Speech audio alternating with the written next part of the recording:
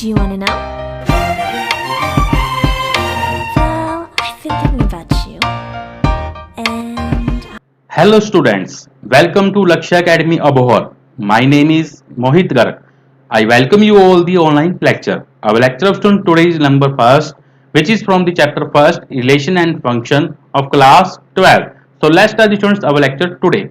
See students, today we are going to discuss the content in this lecture. They will study in this lecture meaning of Cartesian product of the two sets. Firstly, I will discuss the meaning of Cartesian product of the two sets, then meaning of relations, then domain, range, inverse and identity relation, then types of the relation जो कि most important part है plus two के अंदर, empty relation, universal relation, reflexive relation, symmetric relation and transitive relation, and then examples of the relation. ये जो first three part से student वो आपने प्लस वन के अंदर डिस्कस किए हुए हैं, प्लस वन के अंदर आपने ये मीनिंग क्लियर किए हुए हैं, रीड किए हुए हैं. आज मैं आपको सिर्फ इसका ओवरव्यू कराऊंगा विद एग्जांपल्स के थ्रू, ताकि आपको ये क्वेश्चंस जो है आपको माइंड के अंदर रिपीट हो जाए. तो this is our entire content of today which we will do in this video.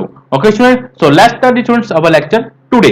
Firstly I will discuss the meaning of Cartesian product of the sets. Cartesian product क्या होता है स्टूडेंट, देखिए, if A and B are two non-empty sets, means A और B दो आपके पास non empty set हैं. Non empty set मतलब इन दोनों सेट्स के अंदर कोई ना कोई एलिमेंट आपके पास होंगे. कहता है then the set of all order pairs. Order pairs क्या होते हैं स्टूडेंट, जो इस फॉर्म के अंदर लिखे जाते हैं A, B में, जैसे 1, 2 इस तरीके से ब्रैकेट के अंदर 3, 4 5, 6 इस तरीके से लिखे जाते हैं. इनको बोलते हैं order pair of the sets. कहता है सच दैट, इसका मतलब क्या है, A belongs to A capital A and B belongs to capital B. इसको आप सिंबॉलिक फॉर्म में लिखना चाहते हो तो लिख सकते हो कि A belongs to capital A, B belongs to capital B is called the Cartesian product of A and B and it is denoted by A cross B. Cartesian product को सिंबल होता है, डिनोट करते हैं, वो किसे note करते हैं, A cross B से. These are called Cartesian product of the two sets in symbols. Symbol form के अंदर क्या सीखेंगे कि A cross B is equal to कि order pair of AB such that A belongs to A and B belongs to capital B. ठीक है sir, means A जो element है वो A का होगा और जो B का एलिमेंट होगा वो B कैपिटल B का होगा. एग्जाम्पल देखिए, आपको A सेट दिया हुआ है 1, 2, 3 एंड B सेट दिया हुआ है 4, 5. तो आपने निकालना है A क्रॉस B, मींस इन दोनों का क्रॉस निकालना है. तो इनका मल्टीप्लाई कैसे होगा, कार्टेशियन प्रोडक्ट किस तरीके से आप फाइंड करोगे कि पहले क्या करना क्या है, इस वन का इस दोनों के साथ करोगे और लिखोगे किस तरीके से, ऑर्डर पेयर पे. Cartesian product is depends on order pair. देखिए A क्रॉस B किसके इक्वल होता है, order pair of A B, और ए क्या चीज है, बिलोंग करता है ए के अंदर. अब ए बस 1 ये ए का एलिमेंट है और 4 और 5 बी के एलिमेंट है. तो दो पेयर बनेंगे इसके, एक तो बनेंगे 1, 4, फिर 1 को 5 के साथ करेंगे तो 1, 5. इसी तरीके से 2 को करेंगे, 2 को 4 के साथ, 2 के 5 के साथ. इसकी तरीके से 3 को करेंगे, 3 को 4 के साथ और 3 को 5 के साथ. तो ए क्रॉस बी के अंदर ये आपके पास बने एलिमेंट कितने बने, 1, 2, 3, 4, 5, 6. मींस जितनी इसके अंदर एलिमेंट है और जितनी इसके अंदर एलिमेंट है इन दोनों के मल्टीप्लाई करेंगे उतने ही उसके एलिमेंट्स बनेंगे, number of elements in the sets. तो A क्रॉस B निकालने का तरीका यही है. मान लीजिए आपके पास A सेट है 1, 2 और एक सेट है आपके पास B सेट मान लेते हैं 3, 4. ठीक है सुन, आपने A क्रॉस B निकालना है तो ये कैसे निकलेगा, 1 का पहले 3 के साथ, 1, 3, फिर 1 का 4 के साथ, फिर 2 का 3 के साथ, फिर 2 का 4 के साथ. इस तरीके से आपने कार्टेशियन प्रोडक्ट को आपने फाइंड करना है. ठीक है स्टूडेंट, ये थी Cartesian product of the two sets. ठीक है स्टूडेंट, इस तरीके से आपने फाइंड करना है जिसको हम फाइंड करते हैं A क्रॉस B से. ठीक है स्टूडेंट्स, आइए हम नेक्स्ट करते हैं मीनिंग ऑफ रिलेशंस.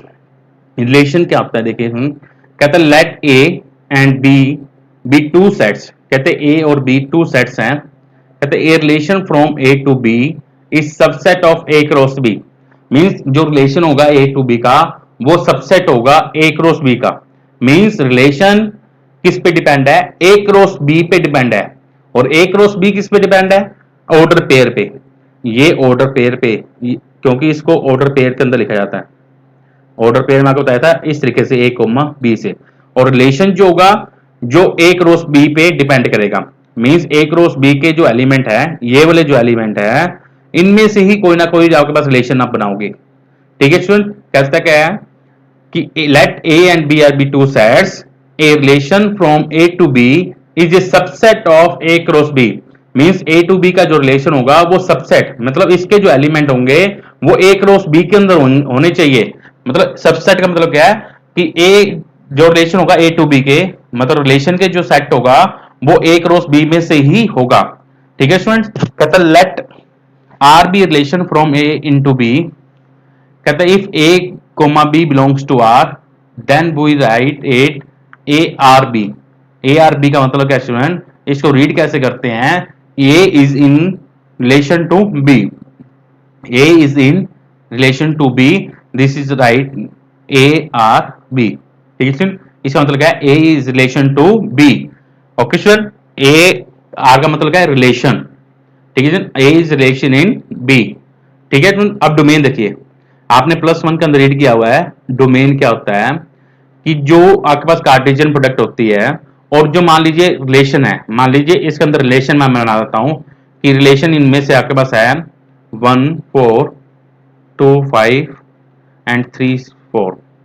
मान लीजिए आपके पास ये रिलेशन है, इसमें से आपने कोई रिलेशन ले लिया कि जो फर्स्ट एलिमेंट है वो लेस देन है बी एलिमेंट से, कि ए लेस देन बी एलिमेंट है, तो आपके पास बनेंगे 1 4 1 5 भी बनेगा इधर। अगर आप ये रिलेशन देखते हो तो 2 4 भी बनेगा और 2 5 भी बनेगा, 3 4 एंड 3 5, ये सारे के सारे बनेंगे। ठीक है स्टूडेंट, क्योंकि ए लेस देन बी के अंदर ये आपके पास रिलेशन बनेगा। ठीक है स्टूडेंट, मान लो आपको रिलेशन दिया हुआ है कि जो रिलेशन है वो ए लेस देन बी है, तो आगे बस यही सारे बनेंगे। अब इसके अंदर क्या बनता है कि जो फर्स्ट एलिमेंट होते हैं, ठीक है स्टूडेंट, वो क्या होते हैं? डोमेन। जो सेकंड एलिमेंट होते हैं उसको बोलते हैं रेंज। ठीक है स्टूडेंट, यही आपके पास देखना है कि डोमेन क्या होता है कि let R be relation from a set A to a set of B, then the set of all first components, जो पहला एलिमेंट होगा, कंपोनेंट होगा, और coordinates of the order pair belonging to R is called the domain of R. Means domain of R क्या होगा? जो first element होगा, means order pair का। ये मान लीजिए ऑर्डर पेयर है ए कोमा बी, जो इसका फर्स्ट एलिमेंट क्या है? ए है। ए क्या इसका चीज? ए क्या होगा? डोमेन होगा। देखिए, domain of R A such that A comma B belongs to R. Means A जो ऑर्डर पेयर है वो कहां बिलोंग कर रहा है? रिलेशन के अंदर, रिलेशन के अंदर होना चाहिए।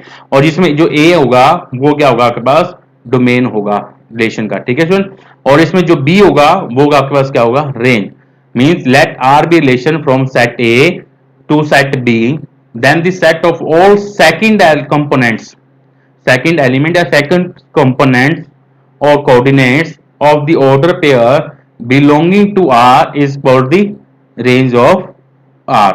तो range of कैपिटल R का मतलब क्या है? जो B एलिमेंट होगा, मतलब सेकंड एलिमेंट, जो ऑर्डर पेयर का सेकंड एलिमेंट होगा A कोमा B, जो बिलोंग करता है रिलेशन के अंदर, तो उसके अंदर जो B होगा वो आपके पास क्या होगा? रेंज होगी R की।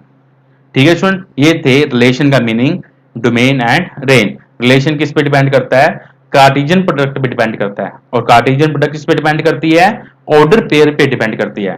डोमेन क्या होता है? जो फर्स्ट एलिमेंट होता है ऑर्डर पेयर का, वो क्या आएंगे? Domain of relation. और जो सेकंड एलिमेंट होगा वो उसको हम बोलेंगे रेंज ऑफ द रिलेशन। ठीक है स्टूडेंट, आइए आगे देखते हैं एग्जांपल। देखिए, मान लीजिए आपको रिलेशन दिया हुआ है कि such x y such that x plus 2y equal to 8 is relation on n। n का मतलब नेचुरल नंबर। कहता है right the range of r। ये 1 मार्क्स का क्वेश्चन आ सकता है पेपर के अंदर, ये CBSE 2014 के अंदर आया हुआ है। देखिए हेयर आपके पास इक्वेशन है, जो इक्वेशन आपको गिवन दी हुई है वहां से आप क्या करो? वैल्यू फाइंड कर लो। किसकी वैल्यू फाइंड करोगे? y की वैल्यू फाइंड करेंगे। ठीक है, y की वैल्यू आपके पास आ गई 8 - x/2। अब इसके अंदर आप x की वैल्यू पुट कर दो। n का मतलब क्या स्टूडेंट, नेचुरल नंबर, मतलब n की वैल्यू जो x की वैल्यू जो लोगे नेचुरल नंबर पुट करनी है। मान लीजिए इन्होंने क्या पुट किया कि x इक्वल टू 6, तो y की वैल्यू क्या आएगी 1। फिर x की वैल्यू 4 पुट करेंगे तो y की वैल्यू क्या आएगी 2। x की वैल्यू 2 पुट करेंगे तो y की वैल्यू क्या आएगी 3। ठीक है स्टूडेंट, बट आपने करना क्या है स्टूडेंट, आपने ऐसे करना है कि x plus 2y equal to 8 है। ठीक है स्टूडेंट, और एक्स वाई जो बिलोंग कर रहा है वो कहाँ बिलोंग कर रहा है, नेचुरल नंबर के अंदर बिलोंग कर रहा है। तो रेंज जो होगी स्टूडेंट वो आपके पास के देखिए कि x की वैल्यू पुट करने पर y की वैल्यू आई है 1, 2 एंड 3। देखिए स्टूडेंट x की वैल्यू 6 पुट किया, क्योंकि देखिए x प्लस 2y का सम 8 है, इन दोनों का जो सम होना चाहिए वो 8 से ज्यादा नहीं आना चाहिए। ये भी आपने सोच समझ के वैल्यू को पुट करना है। ठीक है स्टूडेंट, अगर x की वैल्यू मैं मतलब 6 पुट करता हूँ, y की वैल्यू 1 पुट करते हैं, अगर इस क्वेश्चन के अंदर पुट करेंगे तो वो 8 के इक्वल आना चाहिए। ठीक है स्टूडेंट, इस तरीके का आपने वैल्यू को पुट करके रेंज आपने वैल्यू निकालनी है। ठीक है स्टूडेंट्स, ये आपके पास रेंज आएगी 1, 2, 3। मीन्स जो आपके पास इक्वेशन आई है वो आपके पास आई है y equal to 8 minus x by 2। मतलब दोनों की वैल्यू को आपने इक्वल करना है कि x plus 2y equal to 8 होना चाहिए। x की वैल्यू वही पुट करोगे ताकि y की वैल्यू जो आपके पास आए इस इक्वेशन को सेटिस्फाई करनी चाहिए। तो ये तीन ही कंडीशन बनेगी, x equal to 6, y is equal to 1, x equal to 4, y is equal to 2 and x equal to y is equal to 3। तो आप इसको इस तरीके से भी रिप्रेजेंट कर सकते हो कि a रिलेशन है, ये b रिलेशन है, a का रिलेशन b के अंदर जा रहा है कि x की वैल्यू 6 पुट करेंगे, 4 पुट करेंगे और 2 पुट करेंगे तो वैल्यू आती है 1, 2, 3। मतलब 6 पुट करने पर 1 आता है, 4 पुट करने पर 2 आता है, 2 पुट करने पर 3 आता है।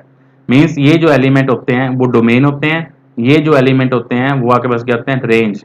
तो मीन अगर डोमेन लिखना हो डोमेन ऑफ आर तो आपके पास आएंगे 6, 4, 2 और रेंज ऑफ आर आपके पास क्या आएंगे 1, 2, 3। ठीक है स्टूडेंट, एक आपके पास होता है कोडोमेन। कोडोमेन क्या होते हैं students, all elements in B, means B के एलिमेंट सारे के सारे 1, 2, 3। ठीक है स्टूडेंट्स, जिसका रिलेशन ना भी होता हो एलिमेंट का तो वो भी क्या होते हैं कोडोमेन के अंदर आते हैं। ठीक है, देखिए नेक्स्ट एग्जांपल कहता है let R is equal to a comma a cube, a is prime number less than 5। कहते हैं प्राइम नंबर है जो 5 से लेस है, be relation find the range of R. तो ये आपके पास है, तो कहता है कि ए की वैल्यू क्या लेना है, प्राइम नंबर लेनी है जो लेस देन ऑफ 5 से। तो प्राइम नंबर क्या लेंगे, वो कौन से लेंगे, सिर्फ 2 और 3, सिर्फ 2 और 3 लेंगे। जब 2 पुट करेंगे तो 8 आएगा और 3 पुट करेंगे तो क्या आएगा 27। तो 2 और 3 आपके पास क्या हो जाएंगे डोमेन, 8 और 27 आपके पास क्या हो जाएंगे आपके पास रेंज। ये इस तरीके से आपने रेंज को फाइंड कर सकते हो, डोमेन को फाइंड कर सकते हो। ये थी एग्जांपल्स। आइए अब मीनिंग करते हैं। Relation in A set, let A be non empty set, a relation in set is subset of A cross A. मैंने आपको बताया था कि जो रिलेशन है वो किसके अंदर होता है, किसका कार्टेशियन प्रोडक्ट के अंदर होता है। कहता है let A be non empty set, आपके साथ सिर्फ एक ही सेट दिया हुआ है तो रिलेशन कैसे बनेगा, वो ए क्रॉस ए के अंदर बनेगा। अगर आपके पास 2 सेट दिए हैं तो रिलेशन बनेगा ए क्रॉस बी के अंदर। ठीक है स्टूडेंट, ये था रिलेशन इन ए सेट। कहता है let A be in non empty set, a relation in A set A is a subset of A cross A. आइए नेक्स्ट डेफिनेशन देखिए, inverse of a relation. Inverse क्या चीज होते हैं students, कहता है let A and B two sets, let R be relation from set A to set B. Relation जा रहा है ए टू बी में, then inverse of R denoted bye are inverse. Inverse को डिनोट करते हैं are inverse से, मतलब are की पावर -1 से। कहते हैं रिलेशन फ्रॉम बी टू ए। देखिए रिलेशन का मतलब क्या है, इनवर्स का मतलब क्या है कि जो फंक्शन में पहले डोमेन थी वो अब क्या बन जाएगी रेंज, जो पहले रेंज थी वो अब क्या बन जाएगी डोमेन। इनवर्स में मतलब उल्टा, डोमेन का उल्टा रेंज, रेंज का उल्टा डोमेन। देखिए आर इनवर्स क्या होता है, बी कोमा ए और जो बिलोंग करता है ए बी किस में बिलोंग करता हो आर के अंदर। मींस पहले का आपके पास क्या होता था, आर होता था कि आर किसके इक्वल होता था कि ए कोमा बी।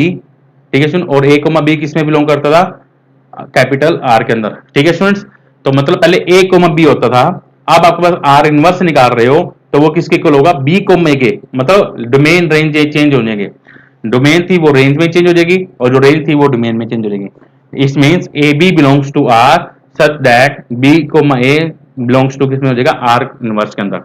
ठीक है सुन। एंड आगे देखो क्या कहता है, domain of R. Domain of R किसके इक्वल होता है, रेंज ऑफ आर इनवर्स के। और रेंज ऑफ आर किसके इक्वल होता है, डोमेन ऑफ आर इनवर्स के। मतलब जो डोमेन रेंज होती है आर की, वो डोमेन होती है आर इनवर्स की, और जो डोमेन होती है आर की, वो रेंज होती है आर इनवर्स की। ओके स्टूडेंट, मतलब ऑपोजिट। आइडेंटिटी रिलेशन का मतलब क्या होता है स्टूडेंट, कहते हैं let A be a set, then the relation I A. Identity relation को आई ए से डिनोट करते हैं। ए मतलब जो सेट है वो गिवन दिया हुआ है, belongs to equal to outer pair of a comma a such that a belongs to capital A on capital A is called the identity relation on A। means A set के अंदर जो order pair होनी चाहिए वो same element होने चाहिए। जैसे example आपके पास A सेट दिया हुआ है 1 2 3, कहते हैं दिन रिलेशन आई ए, इसके अंदर एलिमेंट क्या बनेंगे 1 1 2 2 3 3। तो अगर आपके पास ये एलिमेंट है 1 1 2 2 3 3 is the identity relation on the set A। ठीक है सुन, इसको हम बोलते हैं identity relation on the set A। In other words a relation ia on A is called the identity relation if every element of A is related to itself। मतलब हर एक element का relation अपने आप के साथ ही हो, मतलब रिलेटेड टू itself, ये अपने आप के साथ ही रिलेशन अगर हो तो उसको हम बोलते हैं आइडेंटिटी रिलेशन। ठीक है स्टूडेंट्स, आइए नेक्स्ट करते हैं टाइप्स ऑफ द रिलेशन, जो कि मेन पार्ट है अब प्लस टू का। ठीक है सुन, आपके प्लस टू के अंदर से यहां से स्टार्ट होता है। पहले प्लस वन के अंदर आपने सारा कुछ किया हुआ है।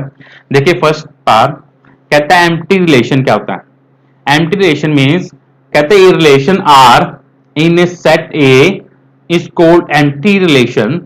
कहता है एक आर रिलेशन है सेट ए के अंदर, ये कॉल्ड एम्प्टी रिलेशन कब होगा, if no element of A is related to element of ए।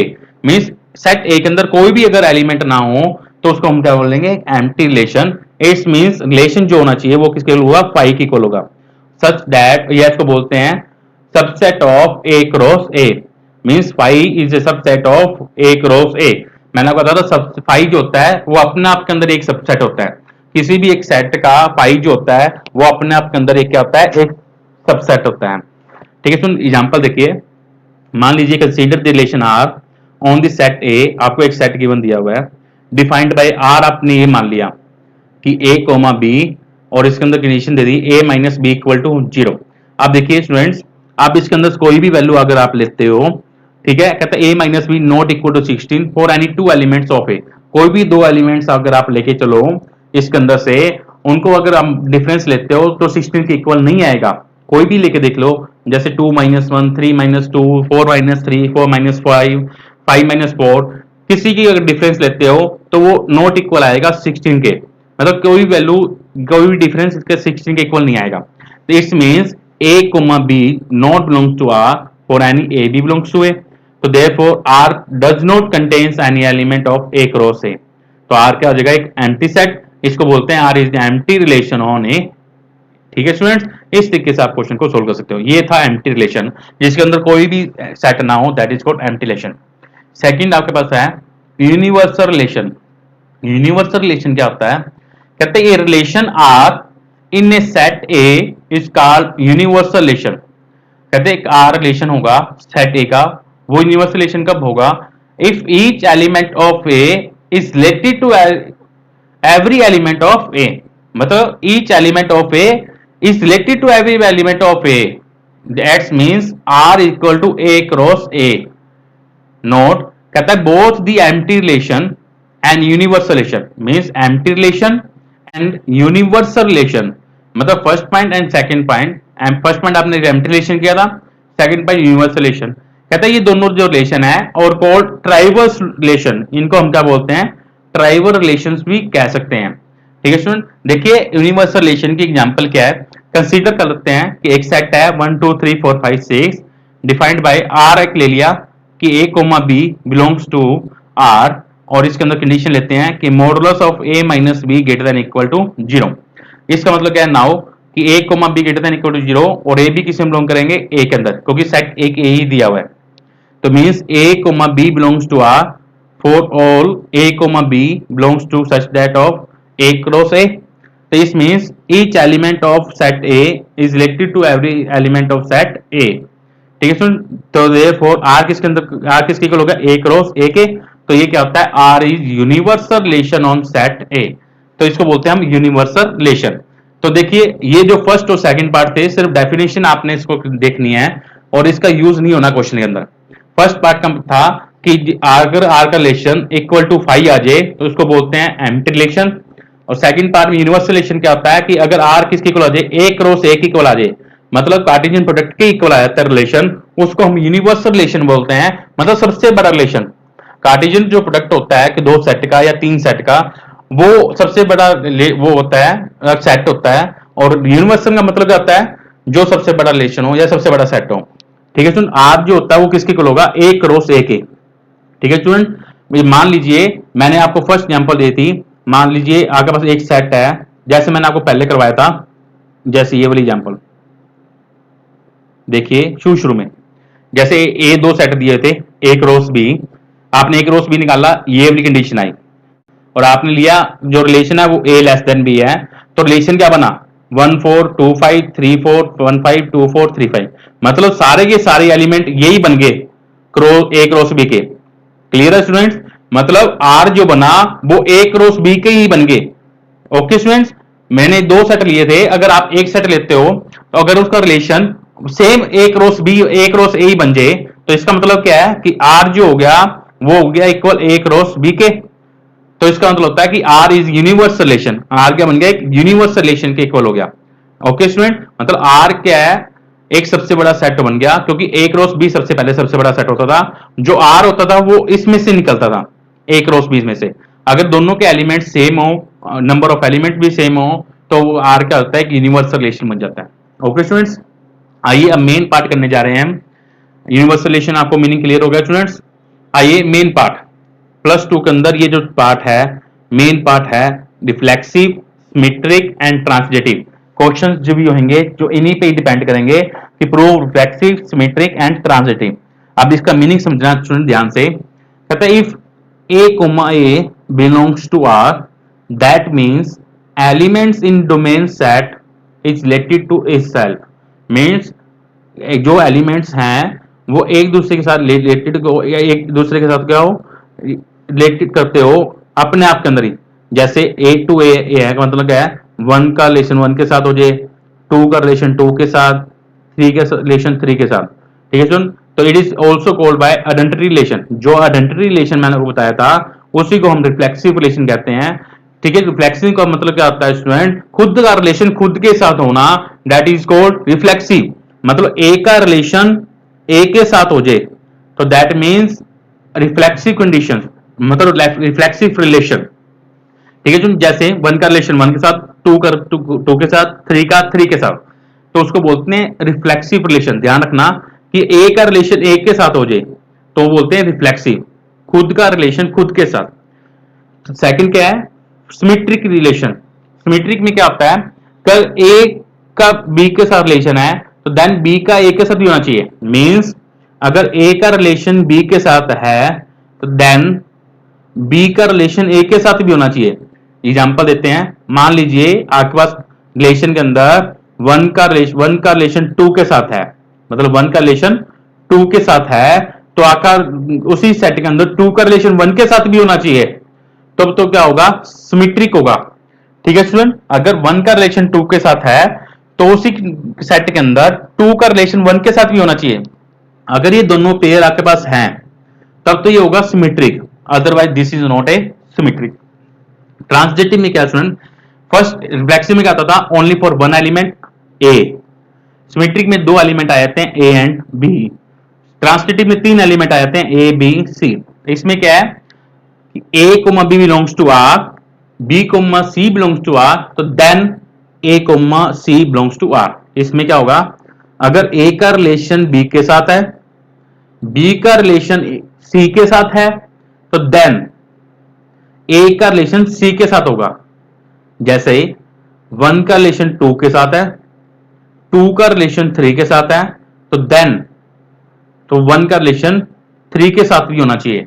अगर ये तीनों आपके पास सेट रिलेशन के अंदर है तो आप तो ये क्या होगा, ट्रांजिटिव होगा, otherwise this is not A transitive. Okay students, means reflexive का मतलब क्या है कि खुद का रिलेशन खुद के साथ हो जाए, तो दैट मीन्स रिफ्लेक्सिव। सिमेट्री का मतलब होता है कि अगर ए का रिलेशन बी के साथ हो और बी का रिलेशन ए के साथ हो, ठीक है सुन, अगर ए का रिलेशन बी के साथ है तो देन बी का रिलेशन ए के साथ भी होना चाहिए।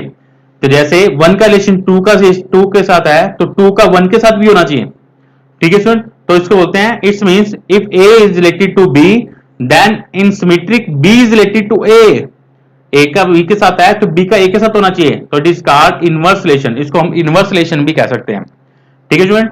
ट्रांजिटिव में क्या है, अगर A B belongs to R है and B C belongs to R है तो देन ए सी भी क्या होगा, बिलोंग्स टू आर होना चाहिए। कहता है if A is related to B, B is related to C, that implies A is related to C होना चाहिए, मतलब फर्स्ट एलिमेंट थर्ड के साथ भी होना चाहिए, तो then it is called transitive relation. इसको बोलते हैं ट्रांजिटिव रिलेशन।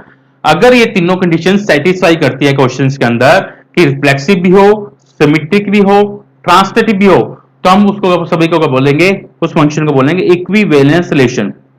तो that is called equivalence relation. कहते हैं relation which is reflexive, symmetric and transitive is called equivalence relation.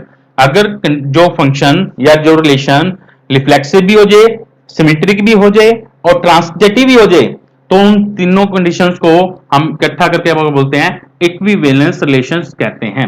Okay student, मैं एक बार और करा रहा हूं कि रिफ्लेक्सिव का मतलब क्या होता है कि खुद का रिलेशन खुद के साथ हो जाए तो उसको बोलते हैं रिफ्लेक्सिव। सिमेट्री का मतलब क्या होता है, अगर ए का रिलेशन बी के साथ है तो बी का रिलेशन ए के साथ होना चाहिए, ठीक है, ये इसको बोलते हैं सिमेट्रिक। और ट्रांजिटिव में तीन एलिमेंट होते हैं, अगर ए का बी के साथ है, बी का रिलेशन सी के साथ है, तो देन ए का रिलेशन सी के साथ होना चाहिए, ठीक है स्टूडेंट। देखिए एग्जांपल, आपको एग्जांपल देता हूं। मान लीजिए let A is equal to 1 2 3 है, रिलेशन मान लेते हैं, ये आपके पास रिलेशन है 1 1 1 2 2 3 2 2 3 3। एक सेट ए लिया और सेट लेट कर लिया कि रिलेशन ये है। देखिए स्टूडेंट, इसके अंदर कहता है R is reflexive as because A comma A belongs to R. A का मतलब क्या है कि ए के सेट के अंदर 1 2 3 एलिमेंट है, तो ए कोमा ए का मतलब क्या होना चाहिए, 1 का 1 के साथ, 2 का 2 के साथ, 3 के 3 के साथ। ये देखिए तीनों एलिमेंट इसके अंदर है, 1 का 1 के साथ भी है, 2 का 2 के साथ भी है, 3 के साथ भी है, मतलब खुद का रिलेशन खुद के साथ है, तो ये क्या हो जाएगा, रिफ्लेक्सिव। कहता R is no symmetric because देखिए 1 का रिलेशन 2 के साथ है, 1 का रिलेशन 2 के साथ है, तो देन 2 का रिलेशन 1 के साथ होना चाहिए था, जो कि सेट के अंदर नहीं है। देखिए आर के अंदर 2,1 नहीं है, अगर 1 का रिलेशन 2 के साथ है तो 2 का 1 के साथ भी होना चाहिए था, तो इसका this is not a symmetric. Clear student, R is no transitive. देखिए इधर क्या है 1,2 2,3, 1 का रिलेशन 2 के साथ है, 2 का रिलेशन 3 के साथ है, तो 1 का 3 के साथ भी होना चाहिए, तो 1 का 3 इसके अंदर रिलेशन के अंदर है नहीं, इसके अंदर नहीं है, तो ये भी क्या होगा, this is not A transitive. इसका मतलब क्या हो गया कि ये जो रिलेशन है वो रिफ्लेक्सिव तो है but no neither symmetric not transitive. ठीक है स्टूडेंट, इस तरीके से आप इसको सोल्व कर सकते हो। सेकंड एग्जांपल देखिए, लेट कर लेते हैं 1 2 3 आपका सेट है और ये रिलेशन मान लेते हैं। अब देखिए आर इज सिमेट्रिक। अब इसमें पहले सबसे पहले देखते हैं रिफ्लेक्सिव। रिफ्लेक्सिव में क्या होना चाहिए, ये तीनों चीजें 1 1 2 2 3 थी, क्योंकि ए सेट के अंदर 3 एलिमेंट है 1 2 3, तो तीनों ही एलिमेंट होने चाहिए, 1 का 1 के साथ, 2 का 2 के साथ, 3 का 3 के साथ। अब इसमें देखिए 1 1 है, 2 2 है, बट 3 3 नहीं है, तो रिफ्लेक्सिव नहीं होगा। ठीक है जो मतलब रिफ्लेक्सिव नहीं है इसके अंदर। अब सिमेट्रिक, सिमेट्री में क्या होता है कि ए का रिलेशन बी के साथ होना चाहिए, बी का रिलेशन ए के साथ भी होना चाहिए। देखिए 1 का रिलेशन 2 के साथ है, तो 2 का 1 के साथ भी है, तो ये क्या हो गया, सिमेट्रिक, तो ये सिमेट्रिक तो हो गया। ट्रांजिटिव देखिए, अगर 1 का रिलेशन 2 के साथ है, 2 का 1 के साथ है, तो 1 का 1 के साथ भी होना चाहिए। ठीक है स्टूडेंट, देखिए 1 का 2 के साथ है, 2 का 1 के साथ भी है, ठीक है स्टूडेंट, बट 1 का 1 के साथ भी है, तो ये क्या हो जाएगा, R is transitive, but R is not reflexive because 3 3 belongs not belongs to R. तो इसका मतलब क्या, R is relation which is symmetric and transitive but not reflexive. ठीक है स्टूडेंट, इस तरीके से आप क्वेश्चन को अटेम्प्ट कर सकते हो। ठीक है स्टूडेंट, खुद का रिलेशन खुद के साथ हो जाए तो रिफ्लेक्सिव, अगर ए का रिलेशन बी के साथ है, बी का रिलेशन ए के साथ हो जाए तो सिमेट्रिक, अगर ए का रिलेशन बी के साथ, बी का रिलेशन सी के साथ, तो ए का रिलेशन सी के साथ हो जाए तो that is called, this is a transitive relation. Okay students, देखिए एग्जांपल नंबर 1 सॉल्यूशन। कहते show that the relation R in this set 1 2 3 given by, relation आपको गिवन दिया हुआ है 1 1 2 2 3 3 1 2 2 3। कहते is reflexive but neither symmetric not transitive. अब देखिए students, करना कैसे क्वेश्चन, आपने एक सेट दिया हुआ है तो लेट कर लेते हैं कि let A is equal to 1 2 3, और आपको रिलेशन दिया हुआ है कि r इक्वल टू 1 1 2 2 3 3 1 2 एंड 2 3, और आपने चेक करना है कि जो रिलेशन है वो रिफ्लेक्सिव तो है but neither symmetric but not transitive, but symmetric और ट्रांसिटिव नहीं है। तो देखिए हियर ये जो फंक्शन होगा वो रिफ्लेक्सिव होगा, क्योंकि इसमें देखिए सेट के अंदर 3 एलिमेंट है 1 2 3, मतलब खुद का रिलेशन खुद के साथ होना चाहिए। देखिए 1 का रिलेशन 1 के साथ है, 2 का रिलेशन 2 के साथ है, 3 का रिलेशन 3 के साथ है, मतलब रिलेशन के अंदर तीनों एलिमेंट्स हैं। तो लिख देंगे here r is reflexive, r is reflexive as एक का रिलेशन एक के साथ है बिलोंग्स टू r। ठीक है, therefore for all a belongs to capital A, यहां पर रीजन लिख सकते हो because 1 1 2 2 3 3 belongs to capital R। ठीक है, तीनों के तीनों एलिमेंट जो है वो R के अंदर है, तो therefore this is a reflexive and R is not symmetric because R is not symmetric because as देखिए 1 का 2 का साथ रिलेशन है तो 2 का 1 के साथ होना रिलेशन चाहिए, तो इसके अंदर 2 का 1 के साथ कोई रिलेशन नहीं है, तो लिख दोगे 1 2 belongs to R but 2 1 not belongs to R, मतलब 1 का रिलेशन 2 के साथ है तो 2 का 1 के साथ होना चाहिए था इस रिलेशन के अंदर, जो कि इस रिलेशन में एलिमेंट नहीं है 2 1, तो this is not a symmetric. इसी तरीके से अगर 2 का 3 के साथ रिलेशन है एंड 2 का रिलेशन 3 के साथ है बिलोंग्स टू R, बट 3 का 2 के साथ भी रिलेशन होना चाहिए जो कि इसमें नहीं है, नॉट बिलोंगिंग टू R, तो दिस ये जो फंक्शन होगा वो होगा R is not symmetric. Okay students, आप देखिए ट्रांजिटिव का मतलब क्या है, ये ट्रांजिटिव भी नहीं होगा, R इज नॉट ट्रांजिटिव। ठीक है स्टूडेंट्स, बिकॉज एज कि देखिए 1 का रिलेशन 2 के साथ है, 2 का रिलेशन 3 के साथ है, तो 1 का 3 के साथ भी होना चाहिए कि 1 का 2 के साथ रिलेशन है एंड 2 का 3 के साथ रिलेशन है, बट 1 का 3 के साथ रिलेशन नहीं है, नॉट बिलोंगिंग्स टू R। देखिए 1 का 2 के साथ, 2 का 3 के साथ, तो 1 का 3 के साथ होना चाहिए था जो कि इसके अंदर नहीं है, तो this is not A transitive, तो therefore R is a relation, R is a relation which is reflexive,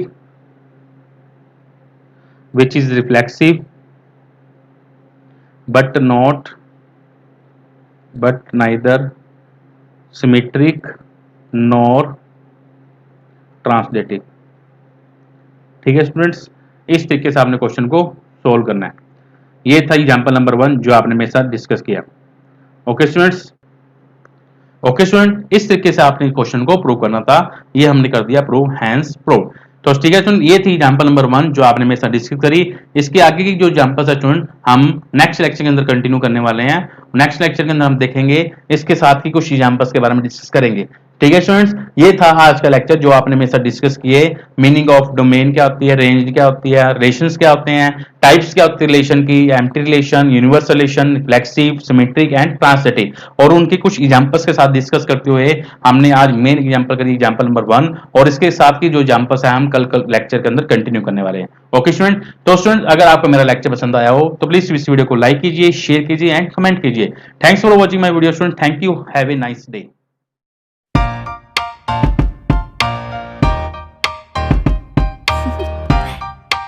Do you want to know?